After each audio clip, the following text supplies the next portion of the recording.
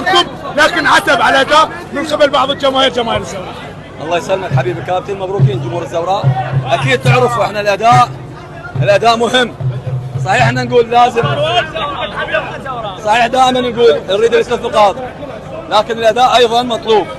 شفت اليوم ارضيه الملعب بسبب الامطار اكو مكانات يعني بيها مي، فما قدر اللاعبين يقدمون ذاك المستوى اللي معهود. المهم بالثلاث نقاط وصالحونا، ونتمنى منهم من المباريات القادمه اداء ونتيجه. شنو توقعاتك لمباراة الطلب؟ مباراة صعبة. والله هي النتيجه بالغير، بس احنا كتمني نتمنى الفوز.